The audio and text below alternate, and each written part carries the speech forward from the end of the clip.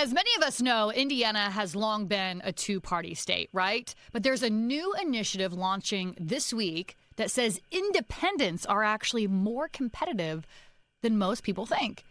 The initiative is called Independent Indiana, and it aims to really spotlight what I'm going to call the surprising success of independent candidates across the Hoosier state, while still at the same time helping others run, helping others win. And joining us now is Independent Indiana's executive director, Nathan Gotsch, who himself ran as an independent for Congress back in 2022. Good morning, Nathan. Good morning, Kayla. It's great to be here. Yeah, I'm so excited to talk about this. And I just kind of want to try to start so we're all on the same page.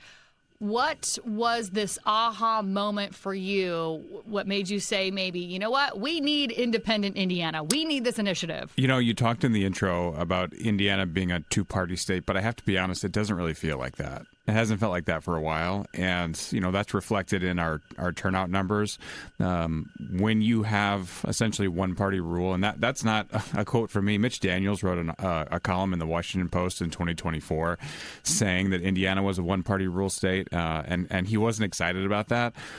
Competition is good for everyone, and when we don't have that on the ballot in November, we have less people turning out. We have people who feel like, it doesn't really matter who I vote for. And that apathy creates really a sense of people disengaging with democracy. And that's not good. That's not good for our state. It's not good for our country. So after this last election, I went back to comb through the election results all across the state of Indiana in 2023 and 2024 to see if there was something that would indicate, hey, there's a path back to getting people really excited and engaged in our democracy again. And what I found really shocked me, and that is that we were seeing independents run and win all across the state. But as you mentioned, I had run as an independent candidate before, so I was worried maybe I'm reading into this data just because of my own personal history. So I reached out to a former Republican state chair to get a sense of what he thought about these numbers. And I asked him, I said, what's your guess? How many independents running again, all across the state for partisan races, what number would tell you, hey, there's something going on here? This is actually a pretty big deal. He said, well, if 50 of them had gotten on the ballot, that would surprise me.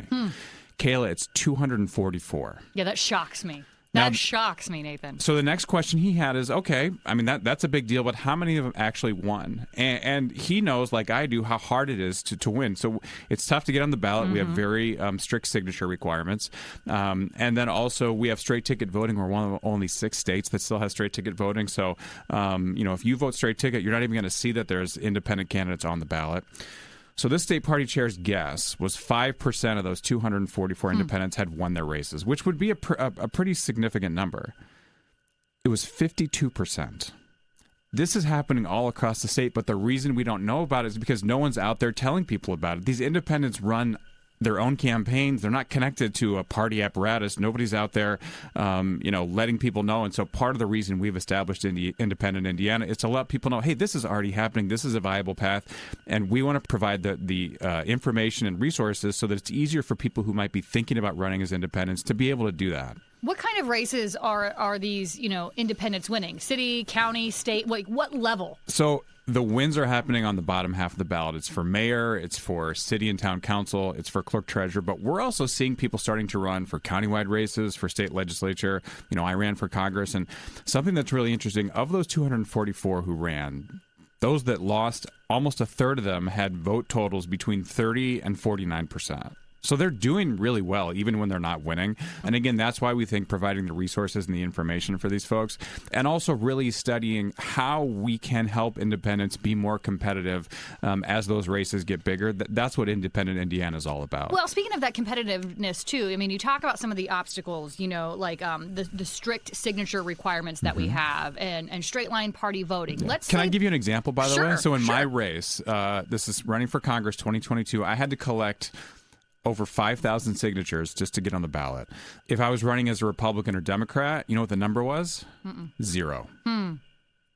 That's what independents are up against. And again, the number to collect, the signatures you have to get. Why is that? Because I talked to a state legislator at the time that so it used to be a pretty small percentage. They quadrupled it back in the 80s because there was somebody up in Northwest Indiana whose friend had been challenged by an independent, and he didn't like that. And so I literally can put you in touch with the state legislator who told me this. his name is Mitch Harper. Mitch Harper here from Fort Wayne. Mitch was a state legislator, and there was a court case a couple years ago saying, hey, this signature requirement is crazy. If you want to run for statewide office, you have to get, I think it's almost 40,000 signatures. 37,000, I think, yeah. And the thing is, so when you get these signatures, they have to be verified by the local election boards, and they have to be registered voters. Signatures get struck. About a third is kind of the average. So when you have a signature requirement that's 37,000 or so, like you really need to get 30% more because they're going to strike the signature. And they're going to strike some of those signatures. There is no way for you to challenge if an election, if a local voter registration person strikes the signature. The county election board actually is the one that does this. If they strike it, they don't have to tell you why, and you can't contest that. So you have to collect even more. Based on our estimates, if you wanted to run for statewide office, you would have to spend almost $800,000 just collecting signatures to get on the ballot. That's before you even start your campaign. So let's pretend then, walk down this road with me for just a second. I would love to. We're just chit-chatting. We're walking down a nice imaginary road here. But let's pretend the signature requirements, right? And you mentioned the straight line party voting. Mm-hmm. Pretend those barriers were removed. Do you think we'd see a lot more success for independent candidates? I think that would absolutely be the case. And I think part of it is there are really qualified candidates who have reached out to me privately to ask about running as independents. These are people who have been statewide nominees for the Republican or Democratic parties before who are now looking to run as independents. And the reason is they want the freedom, if they are elected, to be able to vote the way that they think is best for their constituents, not the way that the party bosses might want to push them. That's so important. You know, our country was founded on freedom, and freedom means a lot of different things. Right now, our elected officials don't have that freedom, and you and I both know people who are in elected office who privately say, yeah, I didn't want to vote this way, but I had to because this is what the party was pushing me to do. Man, we hear that all the time, don't we? Yeah. Well, to kind of help, I'm going to say maybe correct some of the misconceptions about independence and to kind of gain some momentum behind the independent party, you're also launching this big billboard campaign. We're going to start seeing billboards pop up, not only here in Fort Wayne, but also, Indy, Evansville, right now we have and billboards in all four corners of the state, so Maryville, Evansville, Indianapolis, and Fort Wayne. Yeah, absolutely. What are you hoping that Hoosiers take away from those billboards, from this campaign? I just want them to know that this is already happening. This is a viable option. If you or someone you know would be thinking of running for office, and maybe as an independent, if you're not happy with only having two choices at the ballot, that you go to our website, independentindiana.org, sign up for our email updates. We're going to be